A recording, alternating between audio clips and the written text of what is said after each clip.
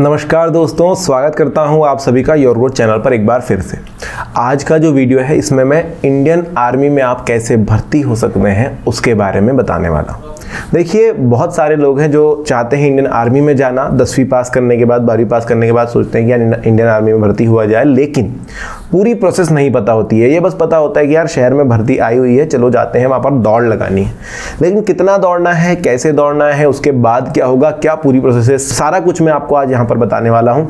तो वीडियो को अंत तक जरूर देखिएगा। साथ ही साथ एक छोटी सी रिक्वेस्ट, अगर सब्सक्राइब नहीं किया है चैनल को अभी तक तो प्लीज सब्सक्राइब कर लीजिए ऐसे ही और वीडियोस देखने के लिए। सबसे पहले शैक्षणिक योग्यता की बात कर लेते हैं, यानी कि क्वालिफिकेशन कि आपने पढ़ाई कितनी करी है। आपकी जो न्यूनतम योग्यता है ना कि भाई 12वीं पास करना है, इसी में आपको बताना चाहूँगा न्यूनतम योग्यता सिर्फ 12वीं नहीं है, इवन 10वीं पास हैं आप और आपने ITI कर रखी किसी ट्रेड में, या फिर आपने 10वीं बस पास कर रखी है, तब भी आप कुछ एक पदों पर नौकरी पा सकते हैं। मैं आपको एक एक करके सिपाही के लेवल की सारी जो नौकरियाँ हैं वो बता देता हूँ, ताकि आपको समझ में आ जाए कि किसके लिए 21 वर्ष आयु ज़रूरी है और किसके लिए 23 वर्ष आयु ज़रूरी है। देखिए, सबसे निचला पद जो होता है इंडियन आर्मी में वो होता है सिपाही का। सबसे छोटा सिपाही आप कह सकते हैं कि सोल्जर ट्रेड्समैन बनने के लिए यहाँ पर आपको सिर्फ 10वीं पास करने की जरूरत है। ITI कर रखी है आपने किसी सिमिलर ट्रेड से तो बहुत ही अच्छी बात हो जाती है। यहाँ पर आपकी आयु 17.5 से लेकर के 23 वर्ष तक भी हो सकती है, उसमें कोई प्रॉब्लम नहीं होने वाली है। अगली जो सिपाही की नौकरी है वो है सोल्जर नर्सिंग असिस्टेंट या फिर टेक, RVC इन्हें कहा जाता है। यहाँ पर एज लगती है 17.5 साल से लेकर के 23 साल तक की, और आपको यहाँ पर 10+2 यानी कि 12वीं पास करना अनिवार्य है। यहाँ पर आप 10वीं के लेवल पर नौकरी नहीं कर सकते। और हाँ, ध्यान रहे 12वीं भी पास कर रहे हो तो कम से कम 50% मार्क्स आपको लाने होंगे, जिसमें आपने फिजिक्स, केमिस्ट्री, बायोलॉजी तीनों पढ़ी हो और हर एक सब्जेक्ट में 40% मार्क्स से ऊपर होने चाहिए। ऐसा नहीं चलेगा कि आपने किसी में बहुत अच्छे मार्क्स लाए और बाकी एक सब्जेक्ट में आपके 30 मतलब सिर्फ पासिंग मार्क्स 35 आए हैं, तो ये नहीं चलेगा। 40% मार्क्स आपको एटलीस्ट लाने ही सभी सब्जेक्ट्स में, और कुल मिलाकर 50% से ऊपर होना चाहिए। केमिस्ट्री, बायोलॉजी, मैथ्स आपने पढ़ी होनी चाहिए, तब आप नर्सिंग के लिए अप्लाई कर सकते हैं। नेक्स्ट है सोल्जर टेक। ये भी एक सिपाही की ही नौकरी है। इसके अंदर आपको 10+2 पास करना होगा और एज लिमिट है 17.5 से लेकर के 23 वर्ष तक की। यहाँ पर भी सेम आपको 50% मार्क्स 12वीं में लेकर के पास होना ही है। हर एक सब्जेक्ट में कम से कम 40% होने चाहिए, और फिजिक्स, केमिस्ट्री, मैथ्स यानी कि PCM आपने पढ़े होना चाहिए, तभी आप यहाँ पर अच्छी नौकरी कर सकते हैं। फिर आता है सोल्जर क्लर्क, या जिसे स्टोर कीपर भी कहा जाता है। इनके लिए भी आपको कम से कम 12वीं की परीक्षा उत्तीर्ण करनी होगी, लेकिन इस पोजीशन के लिए आपको 12वीं में 60% मार्क्स लाने होंगे और सभी सब्जेक्ट में पर्टिकुलरली 50% के ऊपर मार्क्स आपको लाने होंगे। और हाँ, 2 सब्जेक्ट अनिवार्य है, मैथ्स और इंग्लिश, ये दोनों में आपको पढ़ाई करनी है। अगर आप मतलब बोलेंगे कि आर्ट्स ही बस पढ़ा है मैंने, तो आपको ये वाली पोजीशन छोड़नी होगी। अगर आपने PCM पढ़ा है, फिजिक्स, केमिस्ट्री, मैथ्स, या फिर मैथ्स और इंग्लिश पढ़ी है, तो आप यहाँ पर जा सकते हैं। तो मैथ्स और इंग्लिश इस पोजीशन के लिए ज़रूरी सब्जेक्ट्स हैं, और आयु वही रहेगी 17.5 से लेकर के 23 वर्ष तक की।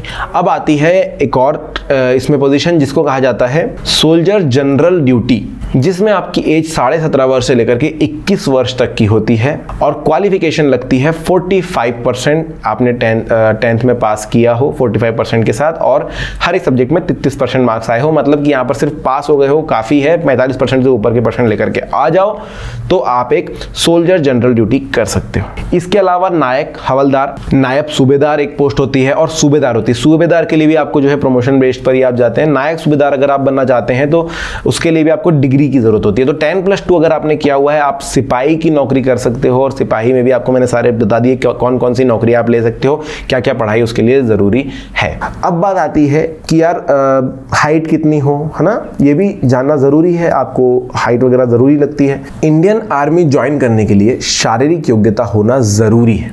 अगर आप इसमें अनुत्तीर्ण होते हो तो आपको बाहर कर दिया जाता है। फिर अगली बार आप आ सकते हैं, जो भी चीज़ कम रह गई थी वो चीज़ पूर्ण करके। जैसे कि लंबाई, आपकी लंबाई 170 सेंटीमीटर से ऊपर होनी चाहिए।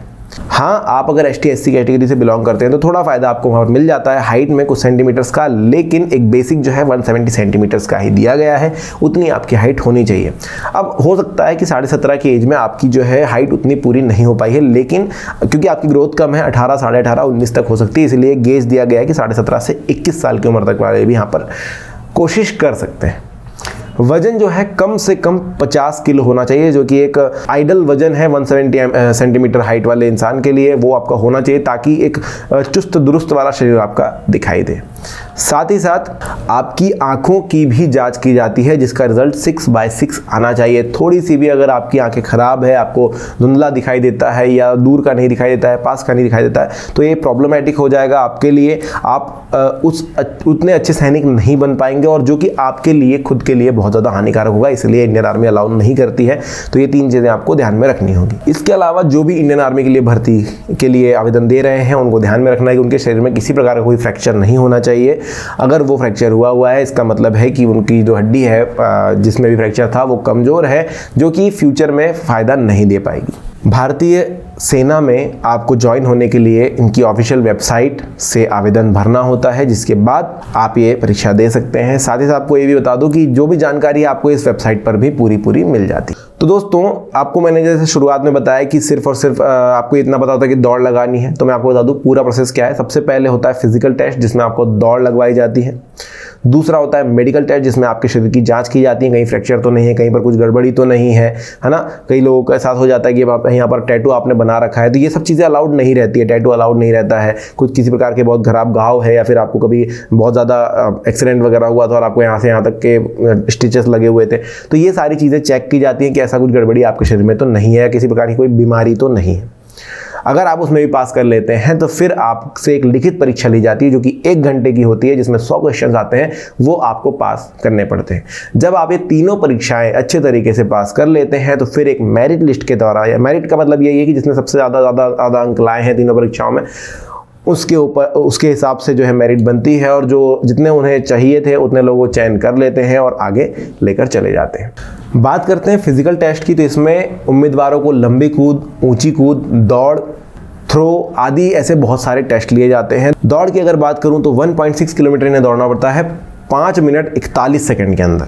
इतने समय में अगर आप 1.5 किलोमीटर दौड़ लेते हैं तो फिर आप जो है आगे की प्रक्रिया के लिए चयनित हो जाते हैं। फिर आपसे लंबी कूद, ऊंची कूद, गोला फेंक वगैरह सब कुछ कराया जाता है, जिससे कि आपकी फिजिकल फिटनेस का पता लगाया जाता है। तो जो उम्मीदवार जितना अच्छा परफॉर्म करता है यहाँ पर, उसके उतने ज़्यादा नंबर जुड़ते जाते हैं। और याद रखिए, जितना अच्छा परफॉर्म करेंगे मेरिट उस हिसाब से ही बनने वाली है। तो जो नेक्स्ट स्टेप है दोस्तों, वो है मेडिकल जांच। इसमें क्या होता है, आपके शरीर की पूरी तरीके से जांच की जाती है। आपके कान की जांच की जाती है कि वो साफ़ सुथरे हैं या नहीं, उनमें किसी प्रकार का प्रॉब्लम तो नहीं है।